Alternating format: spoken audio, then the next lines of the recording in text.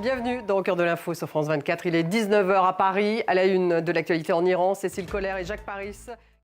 Dans 10 minutes, le débat il est consacré à la guerre en Ukraine. Quel est l'impact de cette pause de la livraison de systèmes antiaériens américains sur le conflit? Les Européens peuvent-ils prendre le relais? Quelle est la réaction de la Russie? Comment s'annonce l'été sur le front? L'Ukraine peut-elle encore tenir? Ça sera dans 10 minutes.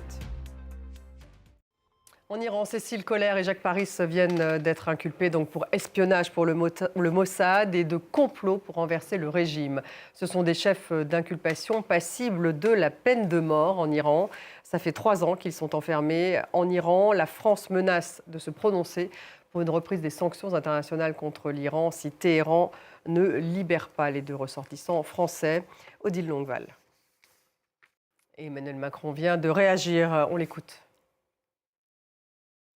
Dans l'actualité, le club de football anglais de Liverpool qui se dit bouleversé par le décès tragique de son attaquant portugais Diogo Jota, mort avec son frère dans un accident de voiture survenu la nuit dernière en Espagne. Thibaut Francesquet. Et puis en France, la grève des contrôleurs aériens qui a entraîné l'annulation de 933 vols aujourd'hui et ça devrait être pire demain avec plus de 40% de vols annulés. Le ministre des Transports dénonce des revendications qu'il juge inacceptables. Gaspard de Florival. Magister était à l'aéroport d'Orly.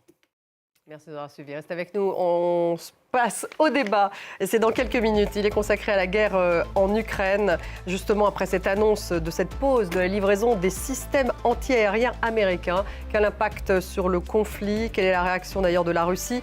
Comment s'annonce l'été sur le front, justement? Et on va revenir aussi sur le coup de fil entre Poutine et Trump qui vient d'avoir lieu. Et également celui d'Emmanuel Macron et de Vladimir Poutine. Restez avec nous.